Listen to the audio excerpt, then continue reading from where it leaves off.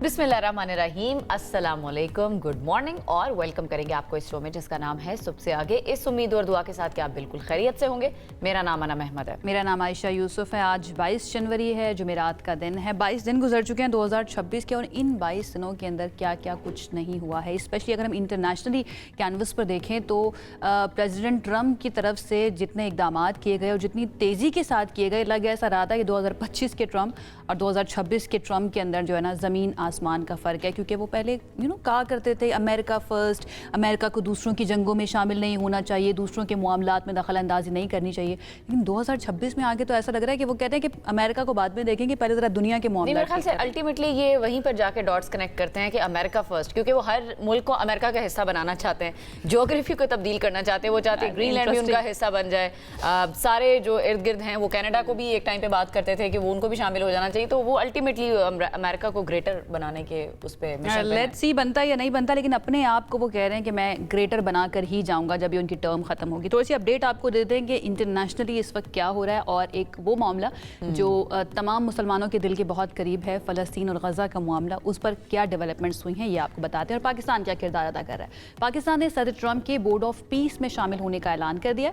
दफ्तर खारजा की तरफ से ऑफिशियल स्टेटमेंट यह है कि गज़ा अमन मनसूबे के नफाज की हिमायत के लिए शमूलियत का फैसला किया है, और उम्मीद ये है कि गज़ा में मुसलसल जंगबंदी और तामीर नौ के लिए इकदाम किए जाएंगे। फ़लस्तीन के 2 रियासती हल और बैतुल मक़दस को दारुल हुकूमत बनाने के मौक़िफ़ पर कायम है, और ये मौक़िफ़ सिर्फ पाकिस्तान का नहीं है। इसके अलावा सऊदी अरब, कतर समेत 8 इस्लामी ममालिक ने बोर्ड ऑफ पीस में शामिल होने का फैसला कर लिया है। बिल्कुल ऐसे ही है।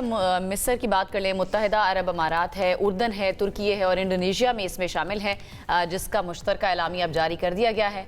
इसी पर बात करने के लिए हमारे साथ इस वक्त मौजूद है दिफाई तर्जियाकार ब्रिगेडियर रिटायर्ड मसूद अहमद खान साहब ने हमें ज्वाइन किया है। मसूद साहब, बहुत बहुत शुक्रिया हमें ज्वाइन करने के लिए। सबसे पहले तो पाकिस्तान का सदर ट्रंप की दावत पर बोर्ड ऑफ पीस में शामिल होना, आप इसको किस नज़र से देखते हैं, पाकिस्तान के शामिल होने को, और क्या पाकिस्तान के पास ऑप्शन था फैसला करने का? बहुत शुक्रिया। देखें, मेरे ख्याल में ये एक बड़ी सिग्निफिकेंट डेवलपमेंट है, डिप्लोमेटिक मैं समझता हूँ ब्रेक थ्रू है। और देखें, पाकिस्तान की इंटरनेशनल रिकग्निशन है, पाकिस्तान की एक रेलेवेंस की एक्सेप्टेंस है, और पाकिस्तान की इम्पोर्टेंस देखी गई है, पाकिस्तान की क्रेडिबिलिटी है, पाकिस्तान की जो डिप्लोमेटिक वेट है वो इंटरनेशनल कम्युनिटी ने एक्सेप्ट किया है। और वो समझते हैं Pakistan can play constructive role और इसमें बोर्ड ऑफ पीस में। और बोर्ड ऑफ पीस देखें कि इसमें basically it is a conflict resolution, एक बॉडी बनी है जो गजा कॉन्फ्लिक्ट को एंड कराना चाहती है, और उसमें जो पॉइंट्स हुए जो फाइनल हुए हैं उसको इम्प्लीमेंट करना चाहती है। और ये it is based on the United nation security council की रेजोल्यूशन 2803, उसको वहां पर उन्होंने इम्प्लीमेंट करना है। सो पाकिस्तान के इसलिए भी है, पाकिस्तान का थ्रू आउट देखें कि जो हमारा स्टांस रहा है दैट हैज बीन फर्म और कंसिस्टेंट रहा है, और हमारे 1947 से उसमें कोई तब्दीली नहीं। हम चाहते हैं कि सोवरन, इंडिपेंडेंट और एक कंटिगियस फलस्तीनी रियासत हो जिसका कैपिटल अल कुद्स हो। 67 से पहले जो बॉर्डर्स थे वो हमें एक्सेप्टेबल है। सो उसमें पाकिस्तान ने, इसमें कोई तब्दीली रेलेवेंस नहीं है। और तो देयरफॉर देखे, पाकिस्तान दुनिया समझती है हम एक इम्पोर्टेंट किरदार इसमें अदा कर सकते हैं, क्योंकि हमारे जो इन्फ्लुएंस है वेस्ट। थोड़ा सा ज़रा समझाइएगा, क्योंकि आप डिफेंस एनालिस्ट हैं और ज़्यादा बेहतर समझते हैं इस तरह के मामलात को। पाकिस्तान का इस बोर्ड ऑफ पीस में शामिल होने का मतलब हम क्या समझें? क्या पाकिस्तान के पास कोई इख्तियार भी होगा, यानी पाकिस्तान की क्या सुनी भी जाएगी, या फिर सिर्फ एक मीडिएटर के तौर पर या फिर एक ऑब्जर्वर के तौर पर पाकिस्तान की शमूलियत जो है वो इसमें रखी गई है? ऑब्जर्वर ने as a stakeholder Pakistan इसमें शामिल हुआ है, कि वो भी समझते हैं, इंटरनेशनल कम्युनिटी समझती है, अमेरिका भी समझता है कि पाकिस्तान एक सोल्यूशन ओरिएंटेड स्टेक होल्डर है। स्टेक होल्डर का मतलब क्या कि पाकिस्तान की अफवाज जो है वो भी जा सकती है वहाँ पर एक पीस मिशन का हिस्सा बनकर, क्योंकि पाकिस्तान यूएन के सबसे ज़्यादा मिशंस में हिस्सा रहा है, पाकिस्तानी फ़ौज रही है। क्या इसका मतलब ये है कि पाकिस्तानी फ़ौज भी जा सकती है एंड देन पाकिस्तान अपना मौक़िफ़ भी रख सकता है अगर ये नहीं माना जाता है बैतुल मक़दस को दारुल हुकूमत बनाने का की जो बात कर रहा है पाकिस्तान या बाकी कंट्रीज़, तो फिर उसके बाद पाकिस्तान का स्टांस क्या होगा? जी हाँ, देखिए, पाकिस्तान ने इसको भी बड़े क्लैरिटी के साथ कहा है कि ये पाकिस्तान है उसमें तब बनेगा जब हम एज ए पीस कीपिंग के रोल पे वहां पे जाएंगे, we will not be part of as a peace enforcer, वहां पे नहीं होंगे।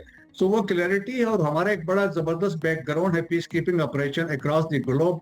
और हम कुछ चंद साल पहले तक लीडिंग कंट्री थे दुनिया भर में, जितने भी मसाइल थे वहां पे हमारा एक बड़ा अच्छा कलीदी किरदार पाकिस्तान कर रहा है। तो अब तो उस पॉइंट ऑफ व्यू से है, तो एज ए पीस कीपिंग हम जा सकते हैं। ऑलरेडी एक इंटरनेशनल स्टेबलाइजेशन फोर्स के लिए मेजर जनरल जेस्पर है अमेरिका के, उन्होंने इसको डिटेल किया as a he will be heading that force, लेकिन वो बाद में आएगी। लेकिन इंपॉर्टेंट चीज ये है कि सीज फायर को सपोर्ट करना है, रिकंस्ट्रक्शन ऑफ गजा है, और इसके बाद जो पॉइंट्स है उनको इम्प्लीमेंट कर। सो इम्पोर्टेंट चीज क्या है कि गजा में जो लोगों की सफरिंग है, अभी आप देखें कल भी 11 लोग मारे गए हैं, सर्दियां हैं, बारिशें हैं, लोग वैसे भूख से मर रहे हैं। अभी भी थोड़ी देर पहले की खबर है 3 सहाफी वहां पर इजरायली अटैक से मारे गए हैं। ब्रिगेडियर साहब, मैं ये जानना चाह रही हूँ, अगर इतना ही अमन के लिए काम हो रहा है, इसका मकसद भी अमन को परवान चढ़ाना ही है, तो फिर जो यूरोपीय ममालिक हैं, जो अमरीका के इत्तेहादी ममालिक हैं, वो क्यों इतना रिलक्टेंट हैं? खासतौर पर अगर हम बात करें कल जो रिलक्टेंट जो शो की गई है मुख्तलिफ ममालिक की तरफ से, वो फिर क्यों सामने आ रही है?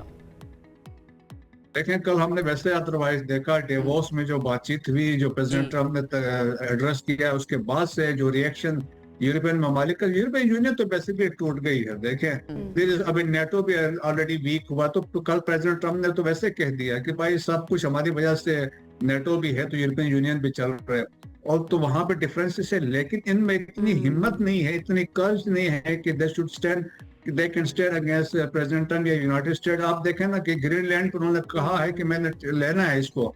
आप सिंबॉलिक और आपने 200 की बात कर रहे हैं ब्रिगेडियर साहब। ट्रंप ने तो कल ये भी बात की है कि ये जो बोर्ड ऑफ पीस है, ये यूएन का अल्टरनेटिव भी हो सकता है, विच इज़ वेरी इंटरेस्टिंग। और कह रहे हैं कि उसकी जो चेयर है ना, वो ताहयात उनके पास रहेगी, चाहे वो सदर ना भी रहे, उनकी टर्म खत्म भी हो जाए, ताहयात कायद जो है ना बोर्ड ऑफ पीस, वही तब्दीलियां करते ट्रंप रहेंगे इस बोर्ड ऑफ पीस के। तो ये आपको कैसा लग रहा है, दुनिया इसको मानेगी, दुनिया इसको एक्सेप्ट करेगी?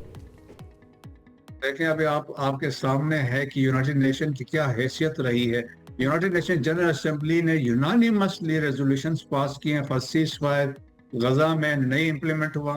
यूनाइटेड नेशन सिक्योरिटी काउंसिल की 12 रेजोल्यूशंस पास हुई, वीटो कर दिया गया। इवन जब कंसेंसस के साथ रेजोल्यूशंस पास भी हुई तो that was not implemented on ground, क्योंकि इजराइल ने मानने से इनकार कर दिया। So that is the credibility of United nation जो वर्ल्ड वॉर 2 के बाद बनी थी।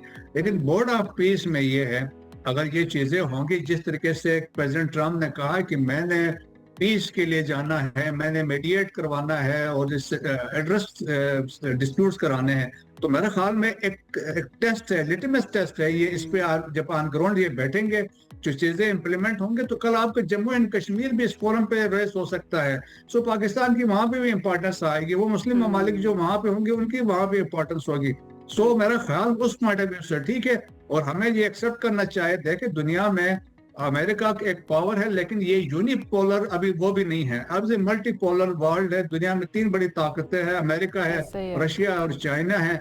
लेकिन अमेरिका सिंस इसके अब प्रीवेल ज्यादा करता है 758 बेसिस से अक्रॉस द ग्लोब, सो वो अपनी एक्सटेंस शो करता है। तो मेरे ख्याल में फ्यूचर में ये बोर्ड ऑफ पीस, एक चीज बस आपसे पूछना चाहूंगी, फिर इसको हम कंक्लूड करते हैं। जो इसमें हायरार्की बनाई गई है इस बोर्ड ऑफ पीस में, सारे ममालिक को, खासतौर अमेरिका को सबसे ज्यादा इंपॉर्टेंस है, फिर उसके नीचे और भी जो हायरार्की है, जो गाजा के लोग हैं, जो फलस्तीन के लोग हैं, उनको इस हायरार्की में तकरीबन सबसे एंड पे रखा गया, या नजरअंदाज ही हम कह सकते हैं कर दिया गया है। इसको फिर आप किस तरह से देख रहे हैं, अगर वहां के लोगों को ही शामिल नहीं करना इसमें? लेकिन ऐसा है कि जो बोर्ड ऑफ पीस है उसमें यकीनन देखें सारे इंपॉर्टेंट है, अगर बाकी अमेरिकन से या टोनी ब्लेयर उसमें शामिल हुआ है। एक एग्जीक्यूटिव पार्टी जो है उसमें देखें, एग्जीक्यूटिव पार्टी में इजिप्ट का भी है, कतरीस भी है, और फलस्तीनी एक बंदा उसमें शामिल है। लेकिन उसके बाद एक टेक्नोक्रेट गवर्नमेंट बनेगी, ये सारे मिलके काम कर रहे होंगे। तो देखें कि इससे इम्पोर्टेंट इसलिए भी है कि बोर्ड ऑफ पीस का डिसीजन आता है, एग्जीक्यूटिव कमेटी विल इंश्योर कि इसकी इम्प्लीमेंटेशन होती है, और वो कंसेंट होगा टेक्नोक्रेटिक जो सेटअप वहां पे बनेगी। सो ग्राउंड में फिर इस जो ISF जो इंटर स्टेबलाइजेशन फोर्स होगी वो वहां पे होगी। तो मेरा ख्याल उससे जो चीजें भी इम्प्लीमेंटेशन भी होगी, ये जो लोग होंगे टेक्नोक्रेट्स ऑन बोर्ड लिए जाएंगे, और मोस्ट इम्पोर्टेंटली देखिए, जब ये चीजें इन प्लेस होंगी तो रिलीफ मिलेगा, लोगों की सफरिंग कम होंगी, एटलीस्ट गजा के लोग सुकून का सांस ले सकते हैं। इम्पॉर्टेंट ये है कि लास्टिंग पीस वहाँ पर होना चाहिए। एंड वी रिमेंबर जब सीज़ फायर हुआ था और ट्रंप ने आगे बढ़कर बात की थी कि यहाँ पर ये सारी चीज़ें ख़त्म होनी चाहिए, तो गज़ा और फ़लस्तीन के अंदर जश्न भी मनाया गया था कि फाइनली उनकी सफरिंग जो है ना वो एक एंड की तरफ पहुँचने वाली है। लेट्स सी अब इसका नतीजा क्या निकलता है। उम्मीद हमारी ये है कि ये एंड हो फ़लस्तीन और गज़ा के रहने वालों की जो सफरिंग्स हैं उनका। बहुत बहुत शुक्रिया ब्रिगेडियर साहब हमें ज्वाइन करने के लिए और इस सारे मामले के ऊपर अपना स्टांस हमारे सामने रखने के लिए। जनाब, पाकिस्तान की नीयत अच्छी है और पाकिस्तान का स्टांस वही है कि दो रियासती हल होना चाहिए, जो कि अभी तक नज़र आ रहा है। लेकिन जो 2-3 चीज़ें पाकिस्तान रख रहा है सामने, उसमें से एक ये है कि बैतुल मक़दस जो है वो दारुल हुकूमत होना चाहिए पैलेस्टाइन का। तो उसके ऊपर देखते हैं अब क्या किया जा रहा है। आगे देखते हैं वो उस पर क्या पाकिस्तान अपना रोल प्ले करे, उसके अंदर इतना इख्तियार हो उसके। बिल्कुल ऐसे ही है। अब अच्छा जी, जो 3 से 4 दिन से इशू चल रहा है उस पर जो डेवलपमेंट हुई है वो भी आपको बता देते हैं। कराची, आपको पता है कि गुल प्लाजा में लगने वाली आग, उसके बाद सर्च एंड रेस्क्यू ऑपरेशन ताहाल जारी है और जो हलाकतें हैं वो 60 तक पहुंचने का खदशा जाहिर किया जा रहा है। डीसी साउथ जावेद नबी खोसो के मुताबिक मजमूई तौर पर 48 अफराद का पोस्टमार्टम किया गया है।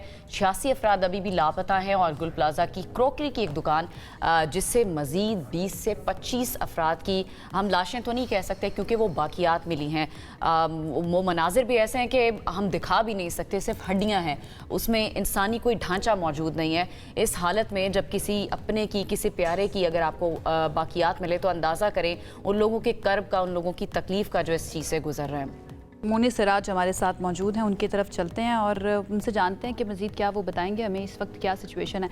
मोनी बताइएगा, आप अपडेट कर रहे हैं और हमें 2 से 3 दिन से बता रहे हैं जो भी सिचुएशन चल रही है गुल प्लाजा की और रेस्क्यू ऑपरेशन की। इस वक्त क्या अपडेट्स आई हैं और मजमूई तौर पर क्या पता चला है, कितनी जानें अभी तक जा चुकी हैं और कितने अफराद अब भी लापता हैं? आयशा, इस अफसोसनाक वाक़े में जाँबाहक अफराद की तादाद की अगर बात की जाए तो अब से चंद लम्हों पहले हमारी police surgeon Karachi doctor Sumaiya Syed से बात हुई है।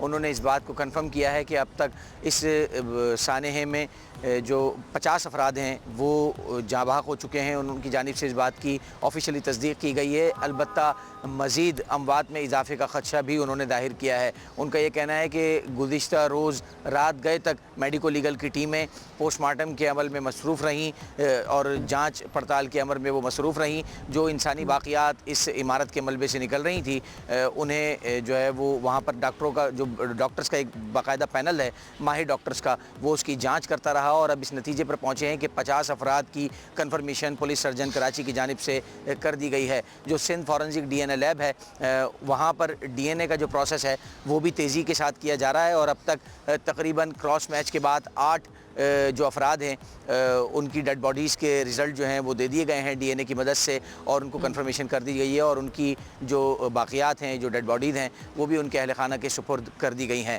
ये तो बात है वो कि जो अफराद यहाँ पर मौजूद थे और इस अफसोसनाक वाक़े में लुक़मा अजल बने।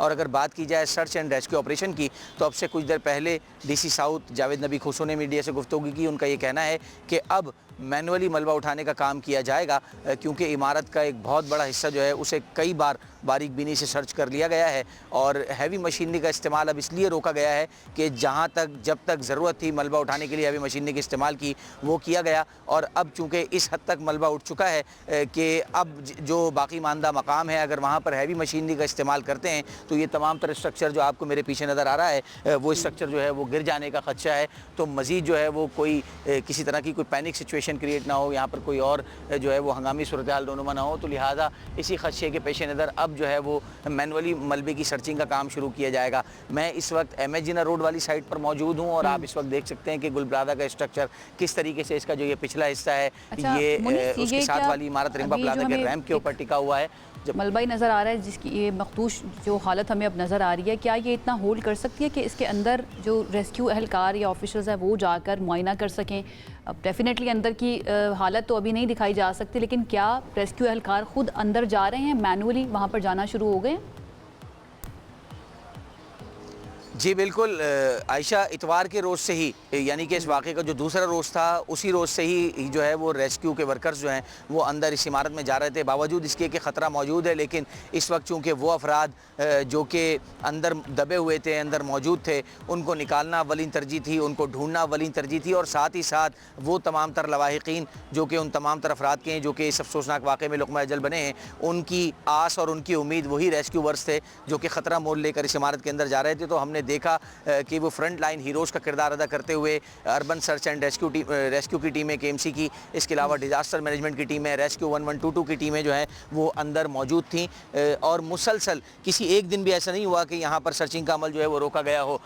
यहाँ आपको ये वाला स्ट्रक्चर जो कि इस वक्त बज़ाहिर सालिम नज़र आ रहा है मेरे बाएँ जानिब, साथी कैमरामैन आपको जूम इन करके भी दिखा रहे होंगे। हमने गुज़िश्ता रोज़ भी हमने रिपोर्ट किया कि यहाँ दिन भर सर्चिंग जो है वो चलती रही और जो सूरज की रोशनी है उसमें ज़्यादा से ज़्यादा टीमों को अंदर भेजा गया ताकि जल्द अज जल्द ऐसे अफराद का सुराग मिल सके जो कि इस वाक़े में जो है वो लुक़मा अजल बने हैं और उनकी बाक़ियात को तलाश करने का सिलसिला जारी रहा। और यही वजह है कि हमने शाम में देखा जो इर्द गिर्द की बिल्डिंग्स हैं या ये रहायशी इमारतें हैं, खासतौर पर जो इसके बिल्कुल साथ जुड़ा हुआ रेम्पा प्लाजा है, उसकी थोड़ी सी सूरत हाल बता दें, उसकी कंडीशन इस वक्त क्या है और दीगर कितनी इमारतें हैं जिसको नुकसान पहुंचा है इस आग में?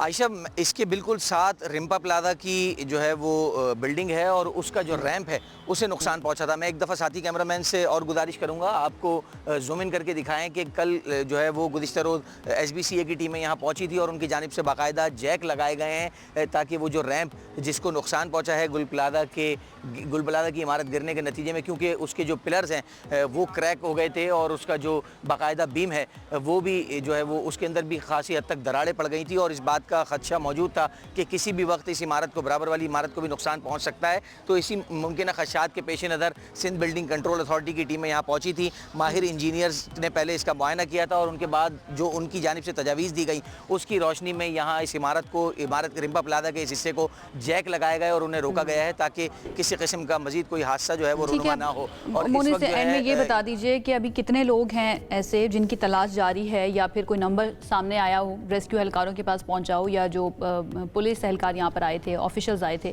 उन्होंने बताया कि कितने लोग अब भी लापता हैं, कितने लोगों के प्यारे उनको ढूंढ रहे हैं इस वक्त? आयशा, अब तक जो डिप्टी कमिश्नर साउथ ऑफिस में जो मिसिंग पर्सनस डेस्क बनाई गई है वहाँ जो अमला मौजूद है उस अमले का ये दावा है कि अब तक 88 अफराद के लवाहिकीन ने मजमूई तौर पर आकर उनके प्यारों के हवाले से दावा किया है कि उनके प्यारे यहाँ गुल प्लाजा की इमारत में मौजूद थे और इस अफसोसनाक वाक़े में वो हादसे का शिकार हुए हैं। 88 अफराद की confirmation deputy commissioner south office की जानिब से की जा रही है और उसको मुख्तलिफ अंदाज से फिर वेरीफाई भी किया जा रहा है, उसकी तस्दीक का अमल जो है वो भी मुख्तलिफ अंदाज से किया जा रहा है। अलबत्ता जो ज़िला इंतज़ामिया है उनका ये कहना है कि अब तक 88 अफराद की कन्फर्मेशन हुई है उनके लवाहिकीन के मुताबिक और उनके लवाहिकीन के बयानात की रोशनी में उनको तलाश करने का सिलसिला जारी है। जबकि अगर मेडिको लीगल हुकाम की बात की जाए तो गुज़िश्ता रोज़ हमने जब उनसे अपडेट ली तो ये मालूम हुआ था कि मजमूई तौर पर 60 अफराद के लवाहिकीन ने मजमूई तौर पर 51 DNA के लिए सैंपल जो है DNA सैंपल जमा कराए हैं और वो 51 सैंपल्स इस गर्ज से आए हैं कि 60 अफराद की तलाश है उनके लवाहिकीन को। वो तो इस आस ये और एक लिस्ट अलग है जो कि शायद उनके प्यारे मिलें, इस हालत में मिलें कि उनका DNA हो सके, लेकिन अनफॉर्चुनेटली जो अभी बाकियात मिल रही हैं शायद उनका DNA भी मुमकिन ना हो सके। मोनिस, बहुत शुक्रिया, आपने सारे मामले पर हमें अपडेट किया है। और कराची वाले सिर्फ ये वाला हादसा या ये वाला सानहा नहीं है जिससे वो गुजरे हैं, इससे पहले भी बहुत सारे सानहात, बहुत सारे वाक़यात वो उनके सामने से हुए हैं, उनके ऊपर बीती है। कराची वाले हौसले, हिम्मत और साबित करने की एक ज़िंदा मिसाल है, अगर ये कहा जाए तो गलत नहीं होगा। गुल प्लाजा के सानहे ने बेशुमार ख़ानदानों को गम में मुब्तला कर दिया है। ऐसे नुकसानात हुए हैं जो सिर्फ माली नहीं हैं बल्कि जज्बाती भी हैं और उनके लवाहिकीन कर्ब में भी मुब्तला हैं। आज हम देख रहे हैं उनके क्या कुछ नहीं गुजरी कराची वालों के साथ। उन्होंने स्ट्रीट क्राइम भी देखा है, दहशतगर्दी भी देखी है, उन्होंने धमाके भी देखे हैं, उन्होंने इस तरह के हादसात भी देखे हैं, उन्होंने सड़कों पर चलते हुए इंफ्रास्ट्रक्चर की ख़राबी की वजह से या फिर किसी की गैर जिम्मेदारी की वजह से वो ट्रैफिक के हादसात भी देखे हैं जिसकी वजह से किसी की जान चली गई है। गटर के ढक्कन का वाक़या कोई पुराना नहीं है, ये सब हमें नज़र आ रहा है। लेकिन उसके बावजूद एक चीज़ जो कराची वालों को आगे लिए चलती रहती है, which makes them going forward, वो है उनकी रिजिलियंस, उनका हौसला, उनकी जुर्रत। रोज़गार भी जल गए, माली नुकसान हुआ, लेकिन उसके बावजूद बहुत सारे लोग ऐसे हैं, बहुत सारे मालिक मकान ऐसे हैं या बिज़नेस ओनर्स ऐसे हैं जो अपने बच्चों के लिए इस वक्त भी रिज़्क़े हलाल कमाने के लिए उस ट्रॉमे के बावजूद काम कर रहे हैं और सोशल मीडिया का इस्तेमाल कर रहे हैं। एटलीस्ट वो उनको हेल्प आउट कर रहा है बहुत ज़्यादा। गुल प्लाजा के बहुत सारे दुकान के मालिकान ऐसे हैं जिन्होंने अपने बिज़नेस को फौरी तौर पर मूव कर लिया है सोशल मीडिया की तरफ और ऑनलाइन इस वक्त काम किया जा रहा है। 1200 दुकानें जल चुकी हैं, लेकिन ताजरों का हौसला जो है ना, हम ये कह सकते हैं, उसको आंच नहीं आई है। कई ताजर आज भी अपने कारोबार को जारी रखे हुए हैं। कुछ हमारी आंखों के सामने से गुजरे, वो आपको दिखा भी देते हैं कि किस तरह से उन्होंने बताया कि वो उनके जो लोग थे, जितना भी अमला था, वो सब ठीक है। ये सुलेमान इलियास साहब हैं और उन्होंने लिखा है, अल्हम्दुलिल्लाह we are safe but our shops are down in dust. We are starting online service from tomorrow. If you want any product for newborn or toddlers, you may reach out to us. ये है, उन्होंने हमें join कर लिया है। He is kind enough to join us. Suleman Ilyas साहब हमारे साथ मौजूद हैं, उनकी तरफ चलते हैं और उनसे जानते हैं कि इतना हौसला उनके पास किस तरह से आता है। Suleman, thank you so much join करने के लिए। इतना बड़ा नुकसान हो गया आपका, ऐसे नुकसान के बाद किसी का दोबारा से खड़े होकर हौसला करना बहुत ही मुश्किल, नामुमकिन लगता है। आप कैसे कर रहे हैं ये सब कुछ? अगर हम जिंदगी की बात करें तो जिंदगी की मिसाल भी कुछ इसी तरीके की है कि हमें बस आगे बढ़ना है, चीजों को भूलना है, आगे बढ़ना है। ऑब्वियस सी बात है, एक चीज गई। अब आपके सामने की बात है, मेरी अकेले की दुकान नहीं थी। मेरे इतने सारे दोस्त, इतने सारे मेरे रिश्तेदार, हमारी अपनी पर्सनली हमारी अपने खानदान वालों की तकरीबन 18 दुकानें थी, मेरी अपनी 2 दुकानें थी। तो आगे बढ़ना जरूरी है। अब ऑब्वियस सी बात है, हम इस चीज के गम में बैठ तो नहीं सकते कि यार हमारी दुकान जल गई तो अब हम कोई काम नहीं कर सकते या कुछ इस तरीके से। मैंने आपको पहले भी शायद ये चीज बताई कि मैं इस वक्त करंटली एक होलसेलर की दुकान पे मैं खुद काम कर रहा हूँ ऑनलाइन का। अल्हम्दुलिल्लाह, अल्लाह का शुक्र है, सुबह से मेरे पास बहुत अच्छा कस्टमर्स का रिस्पॉन्स आ रहा है और अल्हम्दुलिल्लाह कस्टमर्स बहुत साथ दे रहे हैं। अल्हम्दुलिल्लाह मैं खुद अपने हाथों से ऑर्डर डिलीवर कर रहा हूँ, खुद बाइकिया वालों को दे रहा हूँ। तो इंसान कुछ को हर चीज के अंदर सुलेमान, कुछ लोगों को हमने देखा है वो आपको ऑनलाइन सपोर्ट भी कर रहे हैं, कस्टमर्स भी ज़ाहिर है आपके बढ़ रहे होंगे। कुछ इन्फ्लुएंसर्स को मैंने देखा है जो शाउट आउट दे रहे हैं कि प्लीज़ इनसे आप चीज़ें ख़रीदें ताकि इनका हौसला टूटने ना पाए। आप ये जो हौसले की बात कर रहे थे, थोड़ा सा मैं चाहूँगी दोबारा से आप बता दें, कस्टमर्स का रिस्पॉन्स आपको कैसा मिल रहा है? अल्हम्दुलिल्लाह कस्टमर्स का रद्द-ए-अमल बहुत अच्छा है, बहुत बहुत प्लीजिंग है। बहुत कोशिश कर रहे हैं कस्टमर्स हमारा साथ देने के लिए भी। हम भी कस्टमर्स को जो जो चीज़ें अवेलेबल हैं हमारे पास इस वक्त करंटली, हम वो उनको प्रोवाइड कर रहे हैं। अल्हम्दुलिल्लाह अब तक भी हमने काफ़ी ऑर्डर माशाल्लाह खुद डिलीवर किए हैं और हम डिस्पैच कर रहे हैं ऑर्डर्स, और अल्हम्दुलिल्लाह कस्टमर्स हमारे साथ हैं।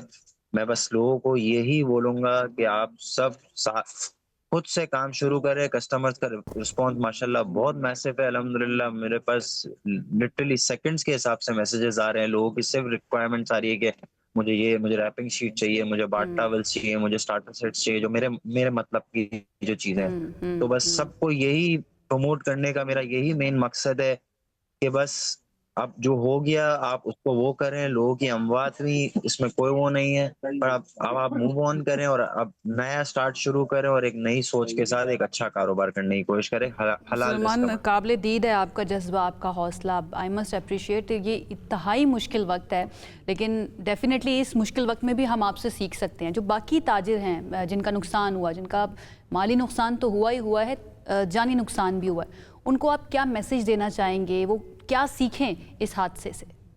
सबक सीखने में बस ये एक वो था कि बस आप लोग हौसले में रहें और कभी भी कुछ भी हो सकता है। हमारे बहुत प्लान्स होते हैं, हम आगे के, मेरे इवन सैटरडे के बाद मेरे मंडे के क्या प्लान्स थे कि मैंने ये करना है। अभी हमारा वो ऑफ सीजन आ रहा था, तो अभी हमें सफर करना था, मतलब हमें जाना था किसी और शहर में, वहां से भी माल लेके आना था। और हमने सारी चीजें सब पाइपलाइन में रखी हुई थी कि अभी जाएंगे, ये माल लेके आएंगे, इस तरीके से इस बार सीजन में काम करेंगे। सीजन का माल कंजर्वेटिव आ रहा था, तो it's a very painful thing to say, but ये है कि अब मूव ऑन करना है। आपके पीछे आपके घर वाले हैं, आपको उनको भी सपोर्ट करना है।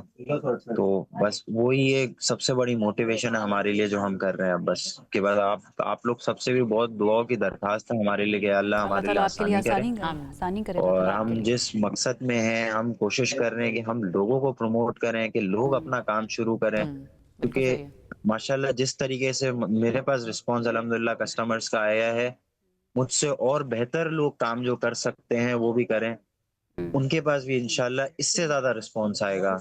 कि मैं चाहता हूँ कि हम सब मिलके काम करें, हम भी भाई यही सारे हम पड़ोसी, सारे दुकानदार थे, यही सारे लोग थे। मतलब चाहेंगे अब यही चेंज चले, अब भले हम ऑनलाइन की तरफ से अभी करंटली शुरू कर ले, लेकिन सुलेमान हम तैयारी करें कर लेते हैं। हम अपने ज़िंदगी को प्लान आउट करके बैठे होते हैं बुढ़ापे तक के लिए, कि आखिर में जाते हुए विल में मैंने किस किस का नाम लिखना है, ये भी लिख के बैठे हुए होते हैं, लेकिन हमें ये नहीं पता होता कि अगले लम्हे हमारे साथ क्या हो कुदरत जाए। का प्लान क्या है, ये लेकिन नहीं अल्लाह करे कि आपका ये हौसला इसी तरह से बरकरार रहे, आप इसी तरह से आगे बढ़ते रहें और अल्लाह ताला ये जो ट्रॉमा है इससे निकलने की तौफीक और हिम्मत भी आपको दे। बहुत बहुत शुक्रिया। सुलेमान इलियास हमारे साथ मौजूद थे, और सुलेमान अकेले नहीं है, इस तरह के और भी ऐसे दुकानदार हैं या बिजनेस ओनर्स हैं जो ऑनलाइन शिफ्ट कर चुके हैं। इसी तरह से एक और हमारे सामने पोस्ट गुजरी, वो पोस्ट भी हम कोशिश करते हैं कि आपको दिखा दें, एंड देन हमारे साथ ये इस वक्त देख भी लें आप, हमारे स्क्रीन पर आपको नज़र आ रही है। इन्होंने भी फौरी तौर पर अपना जो बिज़नेस है उसको शिफ्ट किया ऑनलाइन सोशल मीडिया के ऊपर, एंड देन अपने बिज़नेस को कंटिन्यू किया। शेख अम्मार हमारे साथ मौजूद हैं, ताजिर हैं, उनसे भी बात करते हैं। बहुत शुक्रिया शेख साहब हमें ज्वाइन करने के लिए। सबसे पहले तो ये इतना बड़ा नुकसान हो गया, उसके बाद दोबारा खड़े होने का हौसला जो है वो किसी किसी में ही होता है, और वो माशाल्लाह से हम आपके अंदर देख भी रहे हैं।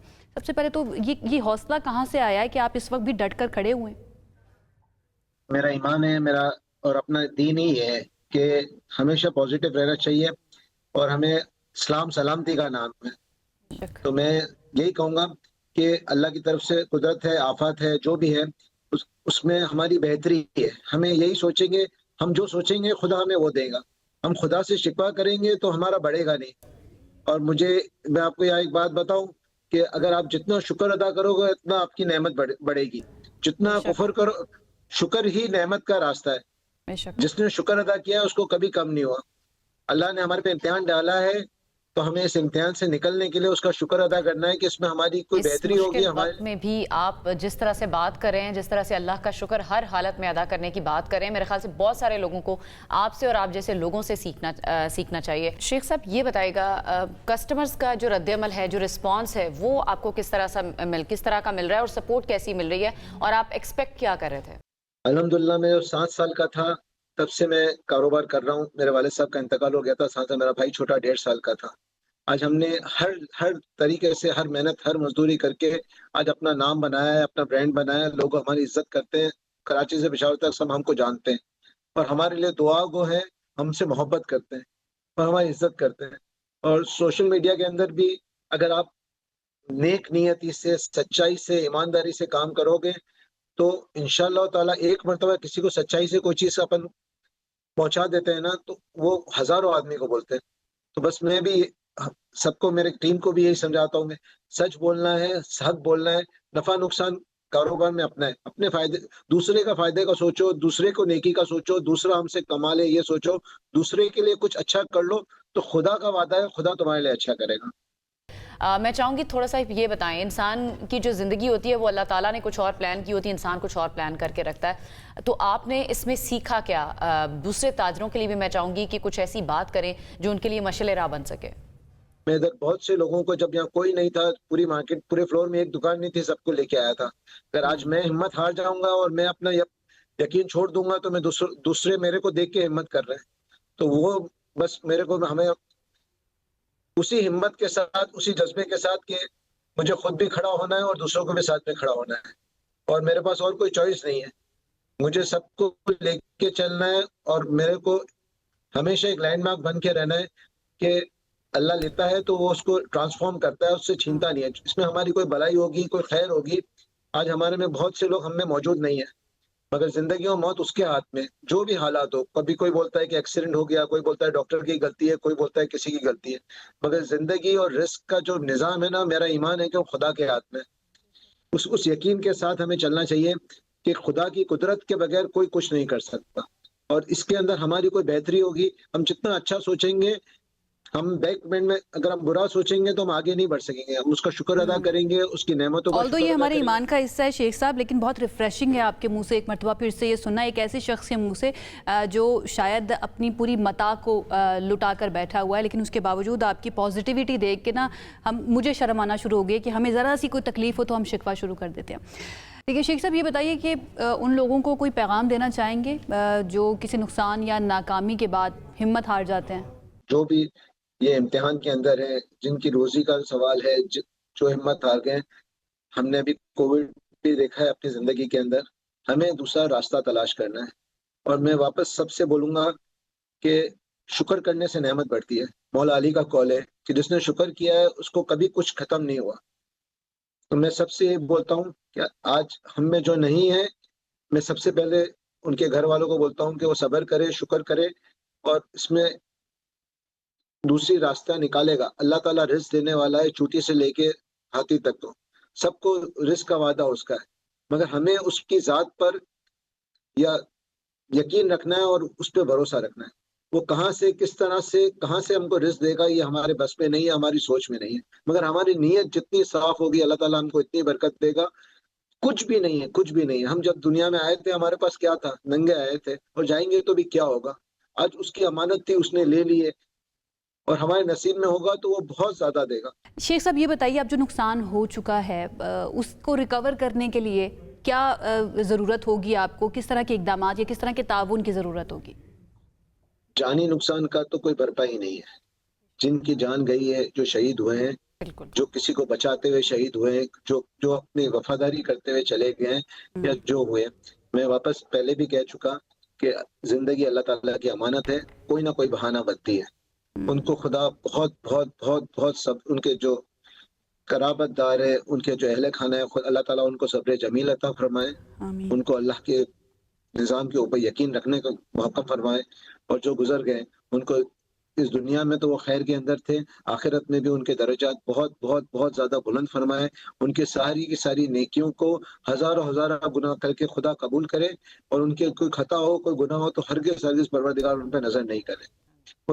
उनके, ये तो फानी दुनिया है, जो अबदी दुनिया में गए, वहाँ उनके दर्जात बहुत बहुत, उनको मगफिरत करके बहुत और बहुत ज्यादा बुलंद करें। उनके लिए यही पैगाम है, और यही बहुत खुशी हुई शेख अमार साहब, आप अल्लाह की रज़ा में राज़ी हो रहे हैं और अल्लाह ने आपके लिए जो फ़ैसला किया उसको कबूल कर रहे हैं। ये बड़ा मुश्किल वक्त होता है, कुछ भी जज्बाती लम्हात होते हैं, कुछ भी आप सोच रहे होते हैं, या दूसरों के बारे में बात कर रहे होते हैं, या अपने बारे में, अपने दुख का इजहार जिन अल्फाज में कर रहे होते हैं, आपको समझ नहीं आ रही होती, लेकिन आपको अल्लाह ताला ने बड़ी हिम्मत दी है जिस तरह से संभल के आप बात कर रहे हैं। और ज़ाहिर है जिनका जानी नुकसान हुआ है उसका तो कोई भरपाई कर नहीं पाएगा, लेकिन अल्लाह की रज़ा में राज़ी होकर ही चलना। हज़रत अली का कौल है कि मैंने अपने इरादों के टूटने से खुदा को पहचाना है। एक ब्रेक की तरफ जाते हैं। ब्रेक के बाद आपको कहेंगे खुश आमदीद। पंजाब की हुकूमत ने एक अहम फैसला किया है, वो ये है कि सरकारी अस्पतालों में नर्सेज, वार्ड बॉयज़, फार्मेसी और सिक्योरिटी के अमले के लिए बॉडी कैम लगाने और दौरान ड्यूटी मोबाइल फ़ोन के इस्तेमाल पर पाबंदी आयद करने का फैसला हुआ है। और इसका जो मकसद बताया जा रहा है वो इंतज़ामी मसाइल, बदउनवानी या सिक्योरिटी के खदशात को कम करना बताया गया, लेकिन इस फैसले पर शदीद इख्तलाफात भी हैं और रद्द अमल भी सामने आ रहा है। तहफ़्फ़ुज़ात डेफिनेटली होने थे, लेकिन ये फैसला क्यों किया गया ये जान लेते हैं। हमारे साथ इस वक्त मौजूद हैं ब्यूरो चीफ लाहौर आसिम नसीर, और इसके साथ साथ सदर YDA शुएब मोहम्मद न्याजी साहब भी हमारे साथ मौजूद होंगे। लेकिन इसका बैकग्राउंड थोड़ा जान लेते हैं आसिम से। Asim, thank you so much join करने के लिए। बताइएगा ये किसके कहने पर, और क्या कोई इंसिडेंट हुआ जिसके बाद ये फैसला किया गया है कि बॉडी कैम्प्स लगाए जाएंगे फार्मेसी ओनर्स के को, या फिर जो पैरामेडिकल स्टाफ होता है उसको? जी बहुत शुक्रिया। देखें किसके कहने पर, बिल्कुल ये चीफ एग्जीक्यूटिव जो सूबे की हैं, वज़ीर आला पंजाब, उन्होंने हेल्थ रिफॉर्म्स कर रही हैं। जैसे कि आपने देखा कि आने वाले दिनों में लाहौर में 2 बड़े हॉस्पिटल बनने में आ रहे हैं, और एक का इफ्तिताह जो है रवा माँ भी मुतवक्को है, जो कि जना इंस्टीट्यूट ऑफ कार्डियोलॉजी है। तो उसके साथ साथ वहाँ पर जब इसकी और कैंसर हॉस्पिटल की वहाँ पर भर्तियों के हवाले से एक मीटिंग हो रही थी, तो वहाँ पर ये इस बात का कहा गया, क्योंकि ये दोनों एक इंटेंसिव केयर के और एक जदीद वहाँ पर आलात वहाँ पर लेके आए जा रहे हैं, और बहुत बड़ा मेगा ये 2 प्रोजेक्ट है। तो ये कहा गया कि यहाँ के जो मुलाजमीन हैं इन्हें हम बॉडी कैमरे भी लगाएंगे जो सिक्योरिटी पे मामूर होंगे और जो पैरामेडिक्स होंगे।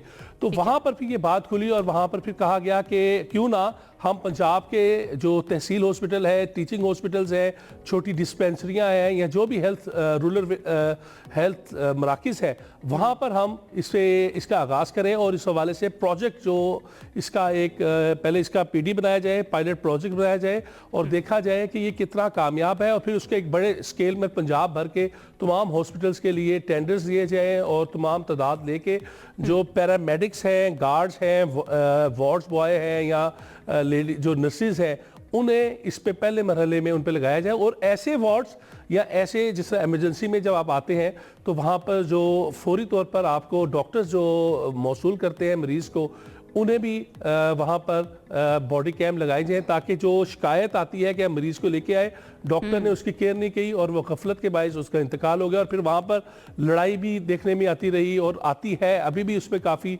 ज़्यादा शिकायत जो सबसे ज़्यादा होती है। तो इन चीज़ों के ऊपर ये एक मीटिंग हुई और फिर उसका फैसला किया गया। अभी ये इम्प्लीमेंट तो ये हुआ नहीं, लेकिन जो 2 नए हॉस्पिटल बन रहे हैं जिनमें नवाज शरीफ कैंसर हॉस्पिटल और जिन्ना इंस्टीट्यूट ऑफ कार्डियोलॉजी, कहा यह जा रहा है, बताया ही जा रहा है कि वहाँ पर जो है पायलट प्रोजेक्ट के तौर पर जो पैरामेडिक्स होंगे और जो उनके गार्ड्स होंगे उन्हें ये बॉडी कैम लगाए जाएंगे।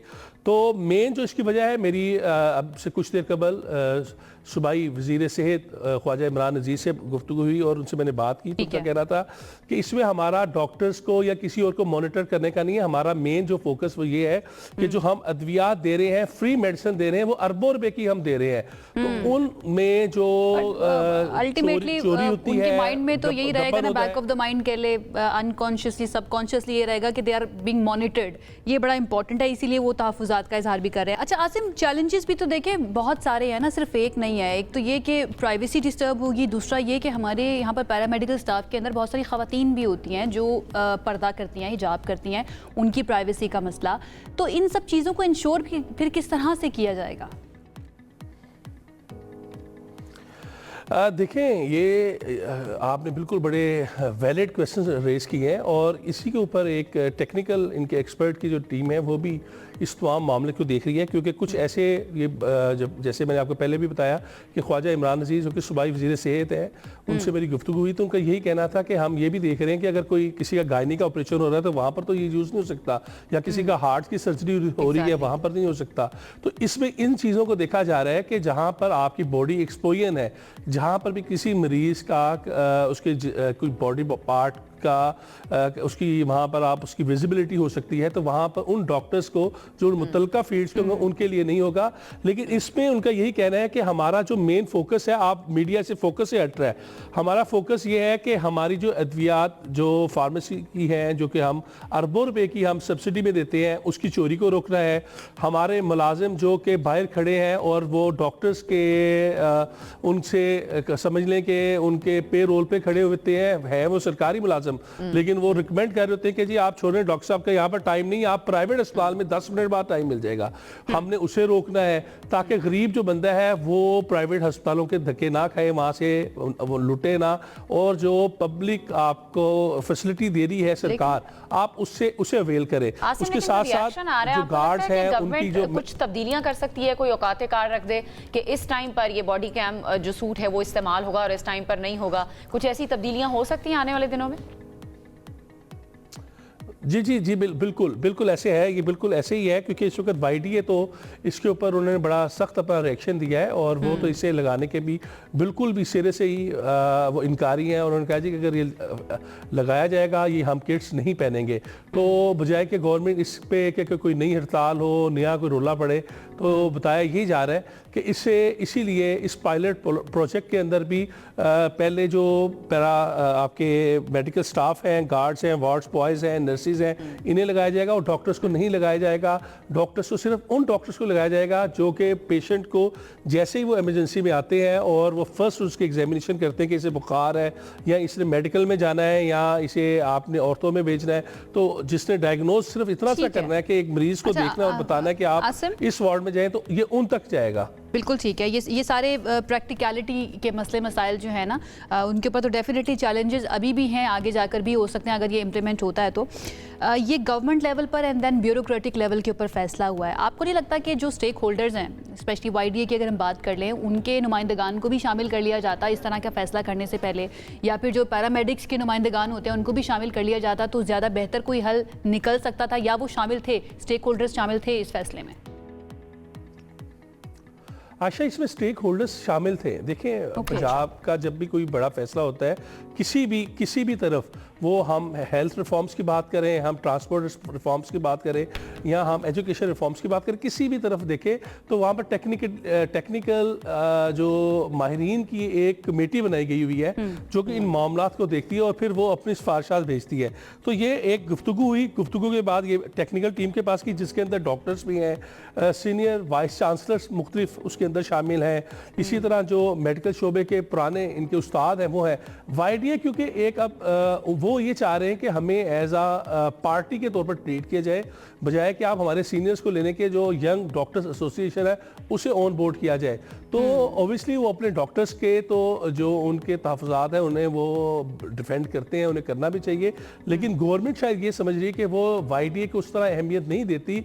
उन्हें अहमियत देने की बजाय उनकी कोशिश ये होती है कि जो इनके उस्ताद हैं, जो वीसीज हैं, जो इन्होंने लेकिन फिर अहमियत तो फिर उस वक्त देनी पड़ती है ना आसिम, जब वो ना सड़कों पर निकल कर आते हैं, एहतजाज करते हैं, काम रोक देते हैं, जो काम करना चाहता है उनको भी काम नहीं करने देते, फिर तो अहमियत देनी पड़ती है, उनसे बात भी करनी पड़ती है, मुज़ाकरात भी करने पड़ते हैं। Asim, thank you so much हमें ज्वाइन करने के लिए। वक्त मेरे पास खत्म हो चुका है, आपका पॉइंट आ गया, कोशिश करेंगे आने वाले शोज में मजीद इस पर बात करें। सबसे आगे में यहाँ पर वक्त हुआ एक ब्रेक का, हम अभी वापस आ रहे हैं, स्टे विद अस। ब्रेक के बाद आपको कहेंगे खुशामदीद। बात हम कर रहे हैं पंजाब हुकूमत की जानिब से लिए जाने वाले अहम फैसले के हवाले से, जिसमें मेडिकल स्टाफ के लिए बॉडी कैम लगाने का फैसला जो है वो किया जा रहा है, जिस पर रिएक्शंस भी आ रहा है और किसी हलकों में इसको अप्रिशिएट भी किया जा रहा है। हमारे साथ इस वक्त मौजूद हैं सदर YDA डॉक्टर मोहम्मद शोएब नियाजी साहब, उन्होंने हमें ज्वाइन किया है। डॉक्टर साहब बहुत शुक्रिया हमें ज्वाइन करने के लिए। सबसे पहले तो मैं चाहूँगी बताएं आपके तहफ़्फ़ुज़ात हैं क्या, और दूसरा ये कि आप क्या समझते हैं कि बॉडी कैम के बायस आने वाले जो डॉक्टर्स हैं या जो नर्सेज हैं वो कोई दबाव या गैर ज़रूरी तौर पर दबाव या कंफ्यूजन का शिकार भी हो सकते हैं? इसमें जो अभी तक नोटिफिकेशन निकाला गया है वो डॉक्टर्स पे लागू नहीं किया जा रहा, वो सिर्फ नर्सेज पे लागू किया जा रहा है और पैरामेडिकल स्टाफ पे लागू किया जा रहा है। और इस पे YNA ने इसको बिल्कुल रिजेक्ट कर दिया है। जो यंग नर्सेज एसोसिएशन है उन्होंने रिजेक्ट कर दिया है। मेरी उनसे बात हुई है, उनकी वाइस प्रेसिडेंट से, सीनियर वाइस प्रेसिडेंट से पंजाब लेवल पे बात हुई है, उन्होंने बिल्कुल रिजेक्ट कर दिया है। उन्होंने कहा कि वो बिल्कुल बॉडी कैम को एक्सेप्ट नहीं करेंगे और ना इस चीज को इम्प्लीमेंट होने देंगे। दूसरी बात ये है कि ये जो लगाया जाएगा उसके बाद जो ये हमारा स्टाफ है वो प्रॉपर अपनी खिदमात से अंजाम देने से कासिर होगा, क्योंकि उनकी अपनी प्राइवेसी भी एक्सपोज हो रही होगी। और इसके लिए ना कोई वर्कशॉप्स की गई हैं, ना कोई ऐसा इस पे रिसर्च की गई है कि सिस्टम किन किन जगहों पे लागू किया जाएगा, कौन कौन सी स्टाफ इस पे इम्प्लीमेंट होंगी। तो इन सारी चीजों को देखते हुए मैं ये समझता हूँ कि YNA को, स्टाफ नर्सेज को इस चीज पे एतमाद में लेना जरूरी है। जो 99% फीमेल हैं उनको एतमाद में नहीं लिया गया। तो बॉडी कैम का मकसद जो होता है वो आपने इम्प्लीमेंट करवाना इसी सूरत में होता है कि जिन लोगों को आपने लगाना है वो इस चीज पे भरपूर एतमाद ठीक है। शोएब साहब, क्या लगता है अस्पतालों में अगर इंतजामी बेहतरी करनी थी, सिक्योरिटी को बेहतर बनाना था, तो क्या कैमरों के अलावा भी कोई इकदाम किए जा सकते थे? आपके पास कोई ऐसे आइडियाज थे? इनका मॉनिटरिंग का सिस्टम है उसको बेहतर बनाया जाए, क्योंकि इनके जो CCTV कैमरास हैं वो हॉस्पिटल की सिर्फ फ्रंट लोकेशन पे होते हैं, इमरजेंसी के बाहर होते हैं और वार्ड की एंट्रेंस पे होते हैं। उसके बाद उनका वो जो जितने फ्लोर्स हैं हॉस्पिटल के उन सब पे लगाए जाएं। इवन के वार्ड्स के अंदर भी आप CCTV कैमरास लगा सकते हैं, इससे सिक्योरिटी का निजाम भी बेहतर होगा। और इसके अलावा जो आपके DMS AMS हजरात हैं जो ड्यूटी पे मौजूद होते हैं वो भी मॉनिटरिंग का काम कर रहे होते हैं। 6 माह से विजिट का सिलसिला बंद हो गया है और हॉस्पिटल्स में दोबारा से मेडिसिन की शॉर्टेज होती जा रही है। दूसरी सहूलियात भी नापैद हैं। मरीजों को 6-6 माह का ऑपरेशन का टाइम दिया जा रहा है। उसके अलावा जो उनके एको की टाइम है, कार्डियोग्राफी का टाइम है। डॉक्टर साहब, ये मैं चाहूंगी बता दें, आपके हुकूमत की जानिब से कोई श्योरिटी दी गई है, कोई गारंटी दी गई है सिक्योरिटी के हवाले से कि इसको ब्रीच नहीं किया जाएगा या उसको सेव करने के हवाले से कुछ बताया गया आपको? स्टेक होल्डर्स के साथ कोई प्रॉपर मीटिंग भी कंडक्ट नहीं की गई कि ये सिस्टम जिन लोगों पे आपने अप्लाई करना है उनके साथ आपने मीटिंग ही कंडक्ट नहीं की। पूरे पंजाब लेवल पे इस टाइम आप समझ सकते हैं कि किस तरह की कैफियत पाई जा रही है। लोग बहुत ज्यादा इस चीज से अब इरिटेटेड हैं कि ये सारे सिस्टम जो लाए जा रहे हैं हमें किसी जगह पे एतमाद में नहीं लिया गया। ये सारी चीजें जो हैं इसके लिए एक पायलट प्रोजेक्ट होता है। पूरी दुनिया के अंदर मुअज़्ज़म मुल्कों के अंदर यही तरीकाकार रवाइज है कि आपने अगर कोई सिस्टम लाना है उसको आप as a pilot project launch करते हैं, स्टेक होल्डर से मीटिंग करते हैं, उनको एतमाद में लिया जाता है पहले और वो पायलट प्रोजेक्ट ही लाया आपके जाएगा। अपने ही होते हैं। वो आपको इससे ठीक है। ज्यादा बेहतर तजावीज भी देते हैं कि आपने अपने सिस्टम को किस तरह बेहतर करना है, लेकिन पंजाब ठीक के है। अंदर अभी तक अच्छा, हमें ऐसा कुछ नजर बिल्कुल नहीं ठीक है आ शुएब साहब, यही कहा गया कि जो स्टेक होल्डर्स हैं उनके साथ भी मीटिंग की गई है, वाइस चांसलर्स के साथ भी मीटिंग की गई है, उनको ऑन बोर्ड लिया गया है इस फैसले से पहले, और इसके साथ साथ जो बाकी मामलात हैं उस पर भी बात की गई है, और ये पायलट प्रोजेक्ट ही होगा, एकदम से इम्प्लीमेंट नहीं किया जा रहा। बट लेट्स सी कि इसका नतीजा क्या निकलता है। बहुत शुक्रिया शुएब मोहम्मद नियाजी साहब हमारे साथ मौजूद थे। एक ब्रेक की तरफ जाते हैं। ब्रेक के बाद आपको कहेंगे खुश आमदीद। एक बहुत ही अहम मसले की बात करने जा रहे हैं जो वैसे अगर बात की जाए या सोचा जाए तो बहुत ही छोटा सा लग रहा होता है, लग रहा है कि इतना इम्पॉर्टेंट नहीं है, लेकिन आहिस्ता आहिस्ता खामोशी के साथ ये किस तरह एक पूरी जनरेशन को मुतासर कर रहा है उस पर हम बात कर लेते हैं। लेट्स टॉक अबाउट जेनजी और उनका एक जो बहुत बड़ा मसला है कि अब उनको बहुत सारी चीज़ें या मुख्तलिफ चीज़ें जो हमें एक्साइट किया करती थी, हमारे पेरेंट्स को एक्साइट किया करती थी, उनकी ज़िंदगी से वो मुकम्मल तौर पर निकल चुकी है। ना उनको नई नौकरी जो है ना वो एक्साइट कर पाती है, ना कामयाबी की खुशी होती है उनको, ना किसी प्लान का इंतज़ार होता है। हर चीज़ में उनको लगती है कि हाँ ठीक है, ओके फ़ाइन, ये तो होता ही है, ज़िंदगी का हिस्सा है। इसकी वजह क्या है ये आज हम जानने की कोशिश करेंगे, और कुछ चीज़ें जो हमारे सामने आई हैं वो ये हैं कि ये वो नस्ल है जो सब कुछ पहले ही देख चुकी है, अर्ली एज एक्सपोजर इनको हो चुका है, सोशल मीडिया पर सब कुछ इनके सामने मौजूद है, एंड देन कंपैरिजन इनकी ज़िंदगी में बहुत ज़्यादा मौजूद है। बिल्कुल ऐसे ये कंपैरिजन है और बहुत सारी वजूहात हैं। हम मजीद बात नहीं करती, एक्सपर्ट हमारे साथ मौजूद हैं, उनसे ज़रा जान लेते हैं कि इसकी वजूहात क्या हैं। माहिर नफ्सियात मोहम्मद शकूर साहब ने हमें स्टूडियोज़ में ज्वाइन किया, उनको वेलकम करते हैं। अस्सलाम वालेकुम मोमल, कैसे हैं आप? वालेकुम अस्सलाम, अल्हम्दुलिल्लाह, आप लोग कैसे हैं? बिल्कुल ठीक। मोमल, सबसे पहले तो यही जो हम मामला डिस्कस कर रहे हैं, जेनजीज में ये वाला प्रॉब्लम ज़्यादा है या आपको लग रहा है कि with the passage of time सब ही इसको अडॉप्ट करते जा रहे हैं और कोई एक्साइटमेंट, कोई खुशी, कोई उस तरह से हम एक्सप्रेस शायद नहीं कर पा रहे हैं? आई थिंक ये वाला एक ऐसा फिनोमेना है ना जो सब में है, बट जेनजी में कंपैरेटिवली बहुत ज़्यादा है। See, जिस तरह मिलेनियल्स हैं, अगर हम लोग उनकी बात करते हैं, या हमारे से जो पिछली जनरेशन भी थी उनकी भी बात करते हैं, वो उनके पास वो चीज़ें नहीं अवेलेबल होती थी, इंस्टेंट ग्रेटिफिकेशन उनको नहीं मिल रही होती थी। अब क्या है, सोशल मीडिया का टाइम है, आप एक पिक्चर अपलोड करते हैं and you are continuously waiting कि कितने लाइक्स आएंगे, कितने कॉमेंट्स आएंगे, कितने शेयर्स होंगे इसके ऊपर, एंड फॉर देम वो चीज़ उनके लिए एक्साइटमेंट होगी। अब वो एक्साइटमेंट इतनी टेम्प्रेरी होगी, वो स्टिमुलस उनको मिलेगा एंड देन उनके फिर लोज आ जाएंगे, and this is what they are living on right now.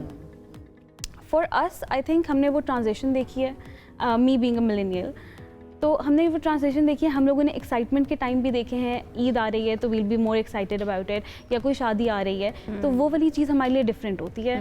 For Gen Z I think और वो कॉन्टिन्यूसली एक स्टिमुलेटेड वर्ल्ड में रह रहे हैं, उसकी वजह से उनकी जो इमोशनल ग्रोथ है वो थोड़ी सी हिंडर हो रही है।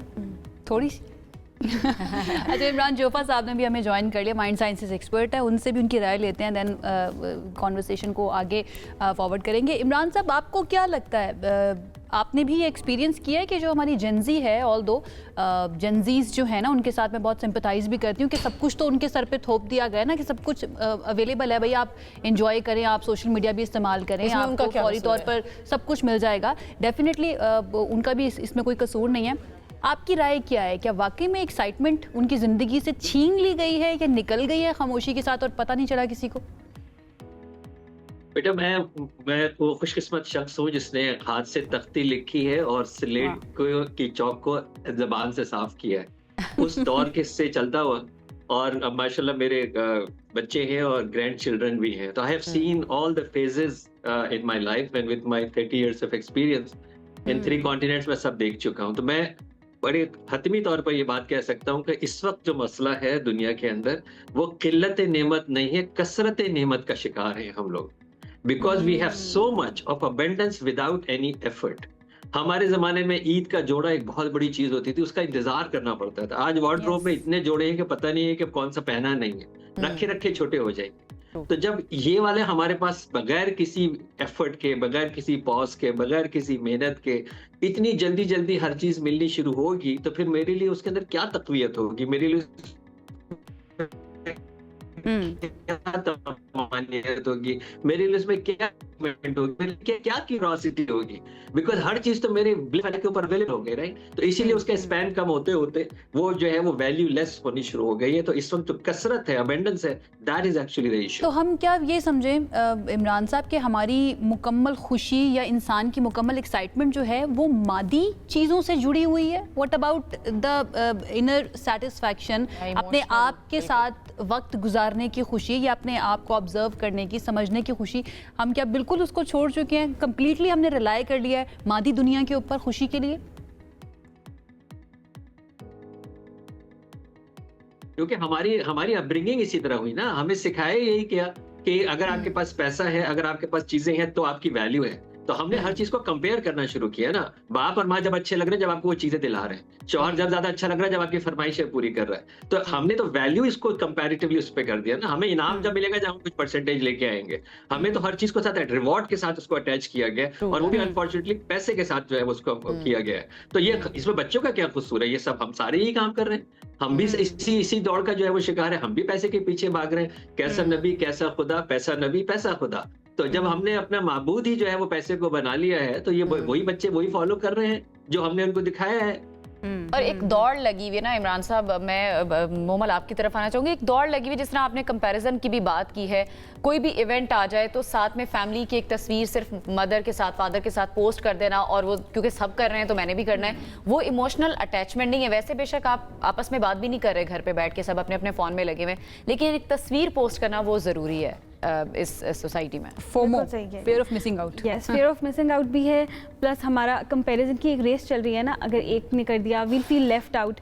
हम लोग शायद, हम लोगों को वो वैलिडेशन नहीं मिलेगी बाकी लोगों से। So that strive for validation from the outside world बहुत ज़्यादा हो रही है।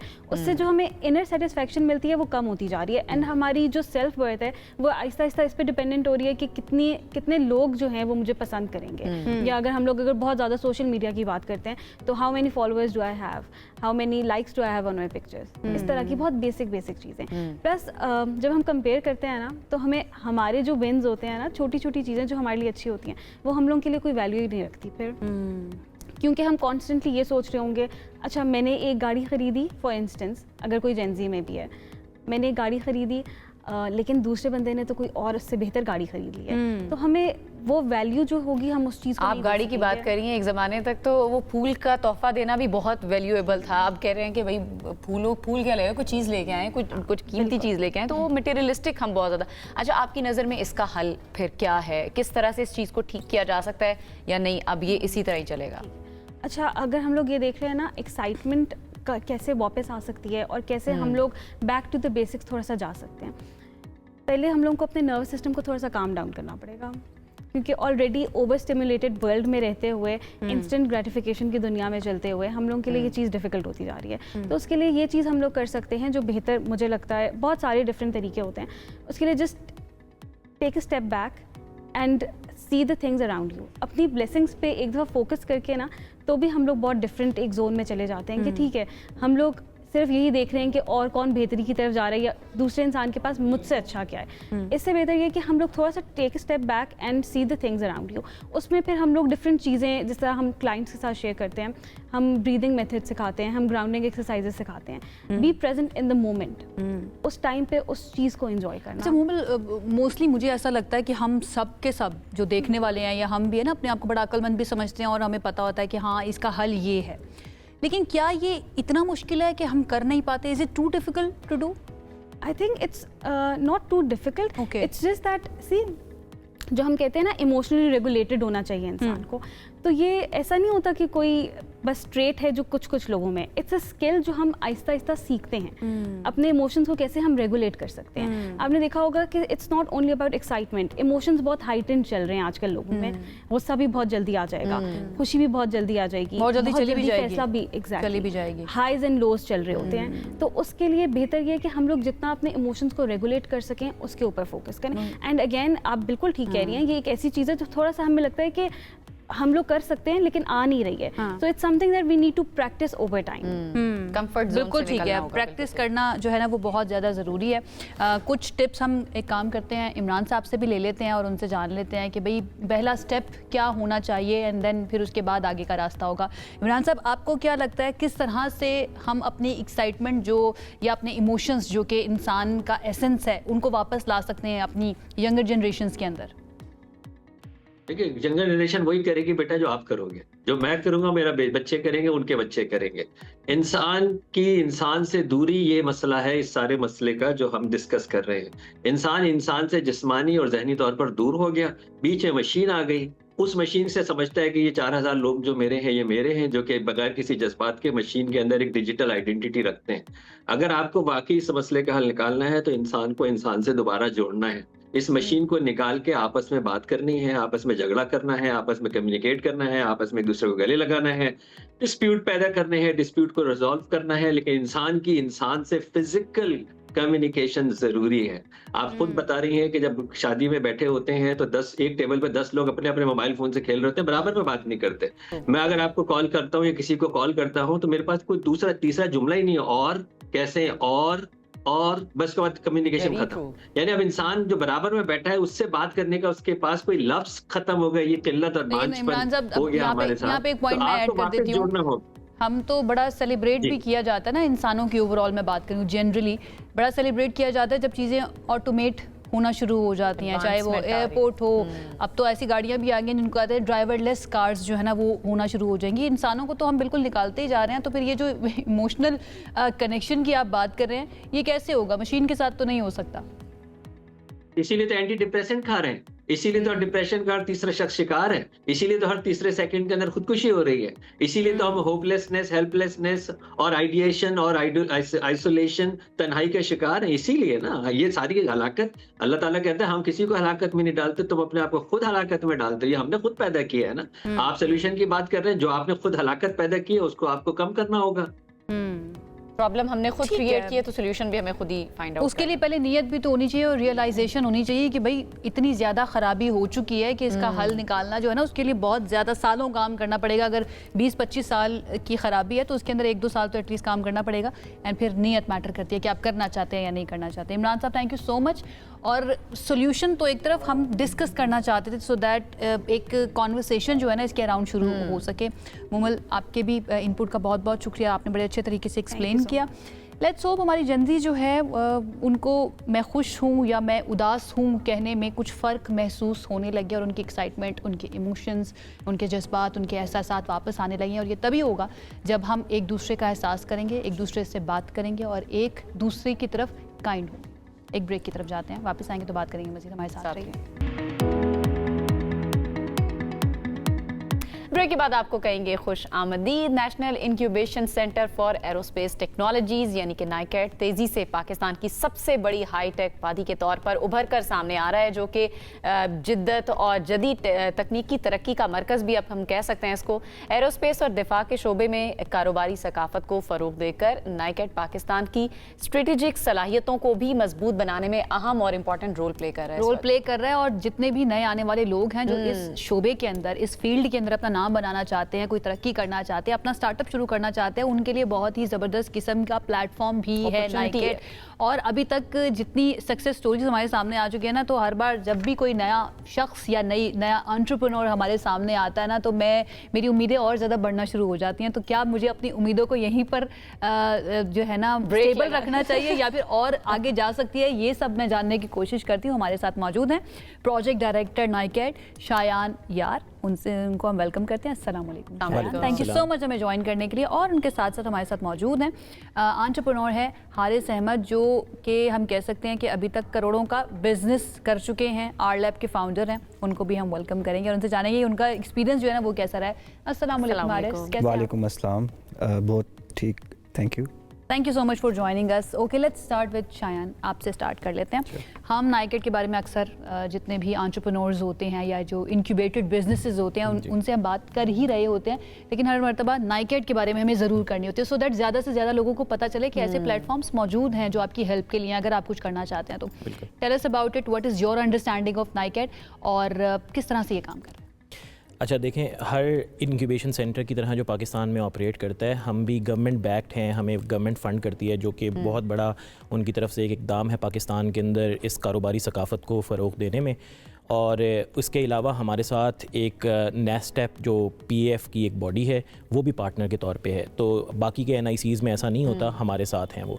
और इसका एक डिस्टिंक्ट एडवांटेज ये होता है कि पीएफ को लोग सिर्फ समझते हैं कि ये दिफा का एक इदारा है जो कि वो बहुत अच्छी सलाहियत रखते हैं, लेकिन उनके पास बेतहाशा एक्सपर्टीज़ है एरोस्पेस की, एवियोनिक्स की, जो कि पूरी इंडस्ट्री के लिए बहुत फ़ायदेमंद हो सकती है। और नेस्टेप का जो तसव्वुर था वो इसीलिए आया था कि वो वहाँ पर सारी की सारी प्राइवेट इंडस्ट्री को भी एंगेज कर सके। नाइकैट उसी के अंदर नेस्टेप की बॉडी के अंदर एक एनआईसी के तौर पे उन्होंने बनाया है इंक्यूबेशन, जहाँ पे स्टार्टअप्स जो कि अपने अपने नए आइडियाज़ को लाके कारोबार बनाना चाह रहे हैं, और पाकिस्तान के उस शोबे में जिसका पहले बहुत कम नाम सुनने को मिलता था, एरोस्पेस, आपने कभी नहीं सुना होगा।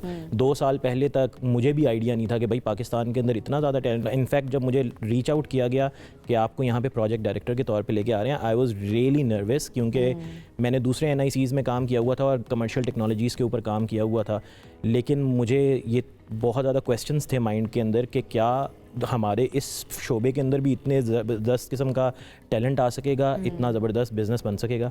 But when I joined immediately and as I started working, मुझे ये सारे सवालात का जवाब ज़बरदस्त किस्म के फाउंडर्स में मिला, जो कि बाकी के शोबों से बहुत ज़्यादा ब्रिलियंट है। जब मैं आया था लास्ट फरवरी में, आपके साथ शो भी किया था, उस वक्त में हमारा जो रेवेन्यू था वो 2.2 बिलियन रुपीस पे खड़ा हुआ था, जो हमारे स्टार्टअप्स ने जनरेट किया था, और उसके अलावा जो उन्होंने इन्वेस्टमेंट उठाई थी वो 1.2 बिलियन पे खड़ी हुई थी।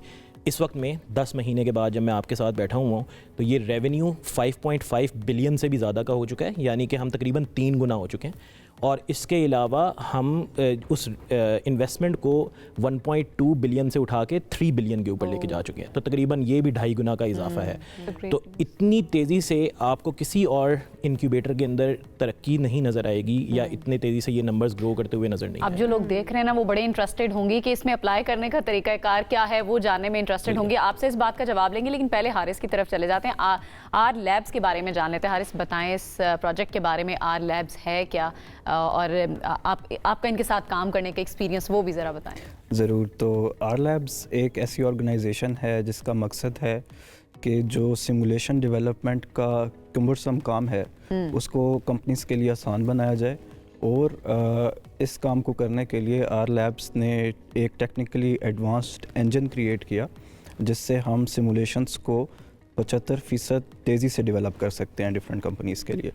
तो एक और इनोवेटिव चीज़ इस काम में ये थी कि जहाँ पे हम ट्रेनिंग और सिमुलेशंस की बात करते हैं, तो वहाँ पे हम सिर्फ इंसानों की ट्रेनिंग की बात करते हैं आज के दौर में, लेकिन क्या ऐसी पॉसिबिलिटी एग्जिस्ट करती है कि उन्हीं ट्रेनिंग्स की मदद से मशीन्स को भी ट्रेन किया जा सके, जो कि फ्यूचर में रोबोटिक्स और ऑटोमेशन के ऊपर आपका फ्यूचर बनेगा। सो हम उस तरह की टेक्नोलॉजीज़ के ऊपर काम करते हैं, ठीक है, और कंपनीज को हेल्प करते हैं कि वो अपनी ऑपरेशनल और ट्रेनिंग कॉस्ट्स को कम कर सकें। दुनिया से आपकी कॉस्ट किस तरह से मुख्तलिफ है? जी, तो हमने देखा कि जब हमने एक प्रोजेक्ट साइन अप किया इन यूरोप, हमने 1 साल के डिलीवरेबल्स अपने कंपनी के थ्रू 3 मंथ्स में डिलीवर किए, एंड इसकी मदद से हम 60% कॉस्ट सेविंग की तरफ जा सके अपने क्लाइंट के लिए, एंड इसकी वजह से हमें एयरबस और एमिरेट्स जैसी कंपनी से भी बहुत ज़्यादा इंटरेस्ट मिला। अच्छा, वेरी इंटरेस्टिंगली MIT के साथ भी हारिस की कंपनी आर लैब्स काम करती हैं, एंड एक और चीज़ कि टेस्ला के भी एक्सपर्ट आपके बोर्ड ऑफ डायरेक्टर्स में शामिल हैं, ये कैसे हुआ था, ये बताइए।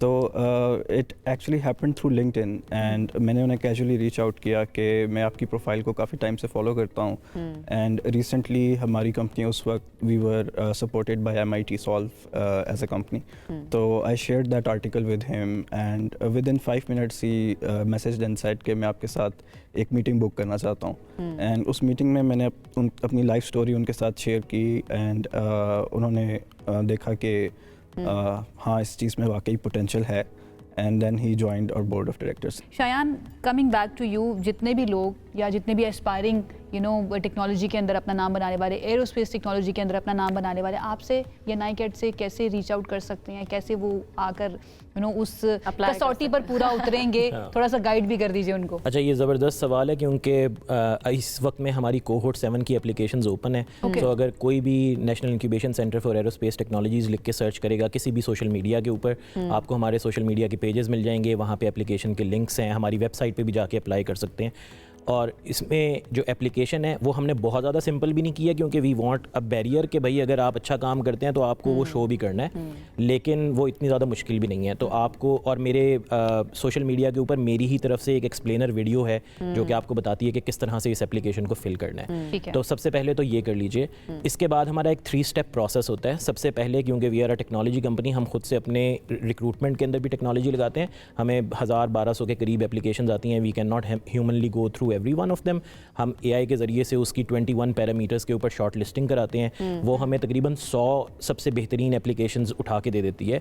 उन 100 को फिर मैं और मेरी टीम गो थ्रू करते हैं और उनके साथ एक वर्चुअल इंटरव्यू बुक करते हैं। अच्छा। इसके अंदर हमारा फोकस ये होता है कि हम सिर्फ फाउंडर की कैपेबिलिटी देखना चाहते हैं कि आप रेजिलिएंट हैं, क्यूरियस हैं, आपकी कमिटमेंट है अपने स्टार्टअप के साथ और आप उस प्रोफाइल पे उतरते हैं जो कि अच्छे फाउंडर की होनी चाहिए। क्राइटेरिया क्या है? आपने जिस तरह कहा कि हम शॉर्ट लिस्ट करते हैं और फिर उनके इंटरव्यूज करते हैं, उसका क्राइटेरिया क्या होता है? जी। अच्छा, इसमें सबसे पहले ये है कि आपका आइडिया इनोवेटिव होना चाहिए। आप बिल्कुल आइडिया स्टेज पे ना खड़े हुए हो, आपने वैलिडेट कर लिया हो उसको, किसी किस्म का काम किया हो आपने उसको, आपकी टेक्नोलॉजी तकरीबन रेडी हो ताकि हम आपको कमर्शलाइजेशन करा सकें। We are past the stage जहाँ पे हम बिल्कुल आइडिया स्टेज लोगों को लिया करते थे। अभी मैंने आपको बताया 10 महीने में कितनी तेज़ी से तरक्की हुई है। ये इसी वजह से हुई है कि अब हम उन लोगों को लेके आ रहे हैं जिनके अंदर फुल कमर्शियल पोटेंशियल है, थोड़ा सा एडवांस स्टेज पे चले। हाँ जी, और वो अपनी फौरी तौर पे मार्केट के अंदर डिप्लॉयमेंट कर सकते हैं और तभी आपको हमारे से बेस्ट फ़ायदा भी होगा क्योंकि हमारे पास इस वक्त में नेस्टेप की पार्टनरशिप के थ्रू, इंटरनेशनल पार्टनरशिप्स के थ्रू, पाकिस्तान के अंदर पार्टनरशिप्स के through we are best placed for commercialising people. हमारे पास 40 से ज़्यादा लैब्स हैं जिनको आप फ्रीली एक्सेस कर सकते हैं अपनी चीज़ें बनाने के लिए। और अगर आपके पास ये सलाहियत नहीं है, आपके पास ऑर्डर आ गया है, आप उसको कंप्लीट नहीं कर सकते, हम आपको फैक्ट्रियां तक देंगे जहां पे आप अपने ऑर्डर बनवा सकते हैं और आप उसको आगे सप्लाई करें। एक स्टार्टअप माइंडसेट जो है वो क्या होता है, क्योंकि कोई गारंटी नहीं होती आपका स्टार्टअप चलेगा या नहीं चलेगा, सक्सेस होगा या फेलियर होगा। किस माइंडसेट के साथ आपको जाना चाहिए अगर आप स्टार्टअप शुरू करने लगे हैं? तो I was lucky enough to have some experience with Silicon Valley companies and mentors as well, including the Y Combinator School, जो कि कंसिडर किया जाता है हार्वर्ड फॉर स्टार्टअप्स।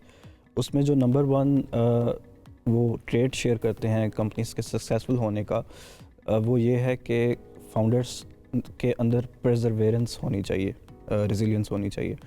और उसके अलावा जो चीज़ या जिस चीज़ के ऊपर आप काम कर रहे हैं वो चीज़ ऐसी ना हो कि कोई उसको ख़रीदने के लिए तैयार ही ना हो।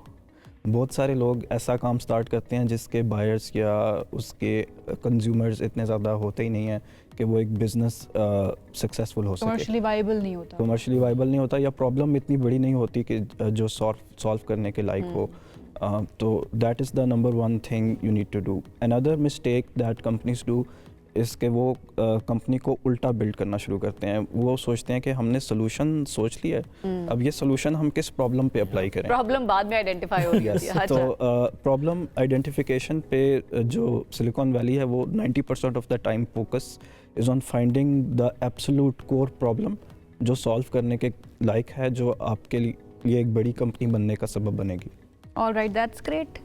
All the best for the future, Haris. Thank you so much for joining us and Shayan, thank you so much हमें ज्वाइन करने के लिए। अगर आपके पास भी कोई यूनिक किस्म का आइडिया मौजूद है जो आपको लगता है कि इसके ऊपर आप अपना स्टार्टअप बिल्ड कर सकते हैं और उसके लिए आपने थोड़ा काम भी किया हुआ है, सिर्फ आइडिया नहीं, उस पर काम भी आपने किया हुआ है, तो फिर आप नाइकेट में अप्लाई कर सकते हैं। और एक बहुत ही लंबी स्क्रूटनी के प्रोसेस से गुजरने के बाद, बहुत ही कंपेटिटिव प्रोसेस से गुजरने के बाद अगर आप सेलेक्ट हो जाते हैं तो फिर आपके चांसेस जो हैं सक्सेस के वो बहुत ज़्यादा बढ़ जाते हैं। एक मिनट और फिर से आप दोनों का बहुत बहुत शुक्रिया। एक ब्रेक की तरफ जाते हैं, ब्रेक से आएंगे वापस तो बात करेंगे मजीद। हमारे साथ रहिए। This segment is brought to you by AKD Securities Limited. Break के बाद आपको कहेंगे खुशामदीद। सेगमेंट है हमारा money matters. Pakistan stock exchange ने एक और तारीखी संगे मील अबूर किया है और गुज़श्ता रोज़ की हम बात करें तो मार्केट में ज़बरदस्त तेज़ी देखी गई है, जिसके नतीजे में 100 इंडेक्स पहली बार 1,79,000 पॉइंट्स की सतह को अबूर कर गया है और दौरान कारोबार 100 इंडेक्स में 901 पॉइंट्स का इजाफा रिकॉर्ड किया गया है और इस इजाफे के बाद इंडेक्स 1,79,523 पॉइंट्स की रिकॉर्ड सतह पर पहुंच चुका है। अब इसकी वजह क्या है, कौन कौन से ऐसे फैक्टर्स हैं जिन्होंने इसको हेल्प आउट किया है इस लेवल तक या इस नंबर तक पहुंचने के लिए? हमारे साथ कमाल अहमद साहब मौजूद हैं, टेक्निकल एनालिस्ट हैं AKD सिक्योरिटीज़ लिमिटेड के। उनकी तरफ चलते हैं और उनसे जानते हैं इसका रीज़न और इसकी वजूहात। कमाल साहब, थैंक यू सो मच हमें ज्वाइन करने के लिए। 1,79,000 तक पहुँचना 100 इंडेक्स का, कौन कौन से फैक्टर्स इन्वॉल्व हैं इसके अंदर? जी थैंक यू वेरी मच। देखिए, मार्केट इस वक्त इंटरेस्टिंग लेवल्स के पास तो बिल्कुल मौजूद है और इन इंटरेस्टिंग लेवल्स के पास मार्केट के अंदर ऑब्वियसली वॉलेटिलिटी को भी बहुत ज्यादा नोटिस कर रहे हैं। जिस तरह से आपने बताया कि 1,89,523 जो कि प्रीवियस डे का हाई था, वहां पर जाने के बाद हमने मार्केट के अंदर कुछ प्रॉफिट टेकिंग देखी और कल के सेशन के अंदर मोर देन 1,500 पॉइंट्स मार्केट में जो है वो लूज करे थे ऑन द बेसिस ऑफ या on the back of profit taking. But आज के सेशन का आगाज दोबारा से मार्केट ने मजबूत तरीके से किया है और इस वक्त जो है वो पॉजिटिविटी को परसिस्ट रखा हुआ है और मार्केट इस वक्त भी जो है वो 600 पॉइंट्स जो वो प्लस है। अच्छा, एक यहाँ पर इंटरेस्टिंग बात यह है कि अगर हम पिछले 9 हफ्ते का जायजा लें तो इन 9 हफ्ते के अंदर पिछले कंसेक्यूटिवली मार्केट ने अपने हायर हाइज को बनाया है, ठीक है। और हायर हाइज जब भी बन रहे होते हैं मार्केट के तो वहां पर जाकर थोड़ा सा एक मार्केट ब्रीथर लेती है, एक थोड़ा सा पॉज आता है जहाँ पर जाकर कुछ प्रॉफिट टेकिंग होती है। इन्वेस्टर समझते हैं कि अब यहाँ पर थोड़ा सा जो है वो अपनी जो पोजीशन है उनको थोड़ा सा बुक करना चाहिए, प्रॉफिट को भी जो है वो लेना चाहिए और वहां पर जाकर जो प्रॉफिट टेकिंग होती है तो उसके नतीजे में जो है कुछ पॉइंट्स लूज होते जाते हैं। अब जिस तरह का आपका सवाल है कि कौन से सेक्टर्स जो है वो इसके अंदर ऑब्वियसली मार्केट की इन लेवल्स के पास पहुंचाने में मददगार साबित हुए, सो उसके अंदर सबसे पहले तो हमारा जो बैंकिंग सेक्टर है उसने काफी ज्यादा जो है वो मार्केट की सपोर्ट दी कि मार्केट जो है वो इन लेवल्स को अचीव करे साथ में। उसके बाद अगर हम देखते हैं तो हमें सीमेंट सेक्टर के बाद जो है oil and gas exploration companies का जो सेक्टर है ये हमें काफी ज्यादा प्रोमिनेंट पोजीशन लेता हुआ है। ऑब्वियसली सीमेंट सेक्टर का भी और इंजीनियरिंग सेक्टर का भी इसके अंदर खासा हाथ रहा कि मार्केट को जो है वो लेवल्स के पास पहुंचने में मददगार साबित हुआ। अच्छा कमाल साहब, what is the right mindset for an investor, specially a new investor? उसको मार्केट ट्रेंड्स तो वो डेफिनेटली देखेगा ही कि किस तरफ जा रही है। क्या बड़े इन्वेस्टर्स का इंटरेस्ट भी मैटर करता है कि वो जिस तरफ जा रहे हैं तो छोटा या नया इन्वेस्टर भी उस तरफ जाए, तो ये श्योरिटी होती है कि उसको भी प्रॉफिट होगा या उसका नुकसान नहीं होगा? राइट माइंडसेट क्या है रिसर्च का इन्वेस्ट करने से पहले? देखें, स्टॉक मार्केट के अंदर श्योरिटी का तो कोई लफ्ज होता नहीं, क्योंकि मार्केट्स हमेशा से वॉलेटाइल होती है और markets at any point any direction जो है वो डिसाइड कर सकती है, ठीक है। लेकिन यहाँ पर सबसे अच्छी बात ये है कि आपकी डोमेस्टिकली चीजें जो है वो काफी ज्यादा इम्प्रूव हो रही है, तो जिसकी वजह से जो ये इंडेक्स का नंबर है इस वक्त जो इतनी तारीख की बुलंदी सतह के पास है, ये इस बात का बिल्कुल सबूत है कि इन्वेस्टर्स का जो कॉन्फिडेंस है, चाहे वो शॉर्ट टर्म इन्वेस्टर्स हो चाहे वो लॉन्ग टर्म इन्वेस्टर्स हो, पाकिस्तान स्टॉक एक्सचेंज पे बहाल है। अच्छा, जिस तरह से एवेन्यूज होते हैं मुख्तलिफ किस्म के इन्वेस्टमेंट करने के लिए, सो इस वक्त अगर हम देखें तो जो पाकिस्तान स्टॉक एक्सचेंज है वो इस वक्त एक ट्रेंड है इन्वेस्टमेंट के लिहाज से। तो यहाँ पर जो है वो इन्वेस्टर्स का या फिर जो है छोटे या बड़े सरमायाकारों का रुझान बहुत ज्यादा है और हर डिप के ऊपर जो है वो मार्केट के अंदर हम एक फ्रेश हाई बनता हुआ देख रहे हैं, जिससे ये मालूम होता है कि जो तेजी का रुझान है, ये जो तेजी का मार्केट में रुझान है, ये आगे कंटिन्यू भी करेगा या आपको लग रहा है कि ये टेम्पररी है इस वक्त? देखें, जिस तरह से जो मार्केट का रुझान है या डोमेस्टिकली चीजें इम्प्रूव कर रही हैं, उससे लग ये रहा है कि नियर टर्म आउटलुक मार्केट का बेहतर हो सकता है। अलबत्ता कुछ लिमिटेड करेक्शन या कंसोलिडेशन को आप रूल आउट नहीं कर सकते, वो मार्केट का चार्म होता है और उस करेक्शन या लिमिटेड कंसोलिडेशन जो होती है, लिमिटेड करेक्शन या कंसोलिडेशन होती है, वो इस चीज को जो है वो हम हेल्दी साइन समझते हैं कि मार्केट अगर करेक्शन करती है तो वो करेक्शन इसलिए कर रही है कि उसके अंदर जो है वो आगे जाने के फर्दर चांसेस मौजूद हो जाते हैं कि वो अपने आप को थोड़ा सा करेक्ट करने के बाद एक पुल बैक लेने के बाद जो है वो अपनी रैली को दोबारा से कंटिन्यू कर सकती है। ठीक है। अच्छा कमाल साहब, किस पॉइंट के ऊपर जाकर किसी इन्वेस्टर को ये फील होना चाहिए कि अब मार्केट करेक्ट करने वाली है या करेक्शन आने वाली मार्केट के अंदर, तो वो अपने आप को फौरी तौर पर महफूज कर ले? कोई ऐसे हम हेल्थ की लैंग्वेज में, मेडिकल लैंग्वेज में कहते हैं कोई ऐसे सिम्टम्स होते हैं जो पता चल जाएं, तो स्टॉक मार्केट की लैंग्वेज में ऐसे कोई असरात नज़र आ रहे होते हैं जिससे पता चल जाए कि अब मार्केट करेक्शन की तरफ जा रही है, so it's time to save yourself? देखें, करेक्शन जो होती है ना वो शॉर्ट टर्म इन्वेस्टर को तो हर्ट कर सकती है, ठीक है। शॉर्ट टर्म इन्वेस्टर जो होता है वो तो घबरा सकता है जो ये करेक्शन होती है, लेकिन जो एक लॉन्ग टर्म इन्वेस्टर होता है जिसका एक जो इन्वेस्टमेंट का साइकिल जो है वो हॉरिजॉन जो है वो एक बड़ा है, सो उस सूरत में जो है वो लॉन्ग टर्म इन्वेस्टर नहीं घबराता, वो इसको अपॉर्चुनिटी समझता है और इस करेक्शन के ऊपर जो है वो अपनी जो बाइंग पोजीशन होती है उसको फर्दर एक्यूमुलेट करता है। अब रही बात ये कि कहाँ जाकर पता लगता है, तो ऐसा जब पता लगता है कि मार्केट के अंदर करेक्शन जो होती है, ये जिस तरह से मैंने अभी कहा कि एक हेल्दी साइन होती है कि क्रैश की सूरत में जो है वो इन्वेस्टर लॉन्ग टर्म हो या शॉर्ट टर्म हो उसको घबराने की जरूरत होती है। लेकिन करंट मोमेंट के ऊपर जिस तरह से मैंने आपसे कहा कि डोमेस्टिकली चीजें अच्छी हैं, बेहतर हैं, तो मुझे नहीं लगता कि मार्केट जो है वो किसी किस्म के बबल के अंदर है तो या मार्केट के अंदर जो है हम ये क्रैश की सूरत कोई रिस्क फैक्टर किस में ज्यादा इन्वॉल्व है? शॉर्ट टर्म इन्वेस्टमेंट इस वक्त उसमें ज्यादा रिस्क फैक्टर है या लॉन्ग टर्म इन्वेस्टर जो है वो ज्यादा रिस्क में हो सकता है? ठीक है,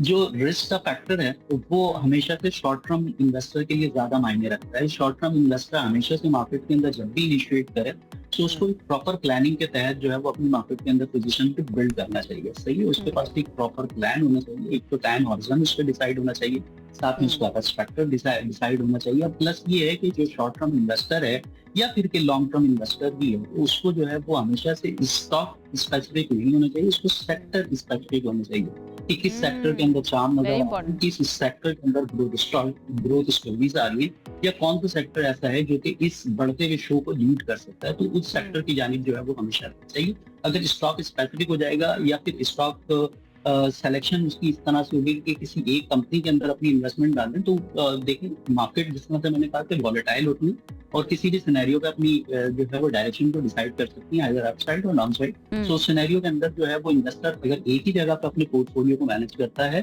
तो वो जो है वो उससे हर्ट हो सकता है, उससे डैमेज हो सकता है, रिस्क पर हो सकता है। ठीक है कमाल साहब, इन द एंड 3 सिर्फ मैं चाहूंगी कि आप नाम ही बता दीजिए आज के दिन के लिहाज से टॉप 3 स्टॉक्स कौन से रहेंगे जिनमें इन्वेस्ट करना चाहिए इन्वेस्टर्स को?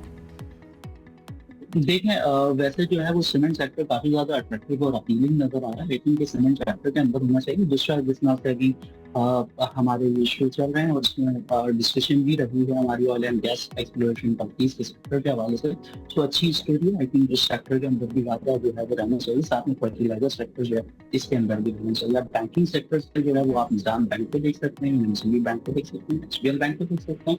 फर्दर मोर अगर हम ऑयल एंड गैस सेक्टर की बात करते हैं तो उसके अंदर ONGC एंड ऑब्वियसली शामिल, और फिर उसके बाद अगर हम सीमेंट सेक्टर को देखते हैं या फर्टिलाइजर सेक्टर को देखते हैं तो फर्टिलाइजर सेक्टर से आप FSC और वीफेड को देख सकते हैं। फर्दर मोर सीमेंट सेक्टर से आप BGKC, न्यूक्लियर सीमेंट और forge cement. Alright, thank you so much कमाल अहमद साहब, अच्छे तरीके से आपने एक्सप्लेन कर दिया। आई एम श्योर जो इन्वेस्टर्स हैं स्टॉक में जो इंटरेस्ट रखते हैं और इन्वेस्ट करना चाहते हैं उनको ज़रूर हेल्प मिली होगी। कमाल अहमद साहब हमारे साथ मौजूद हैं और इसके साथ ही वक्त हो चुका है ख़त्म हमारे प्रोग्राम का। इंशाल्लाह आपसे करेंगे दोबारा मुलाकात। अपना ख्याल रखिए, हमें अपनी दुआओं में याद रखिए। अल्लाह हाफ़िज़।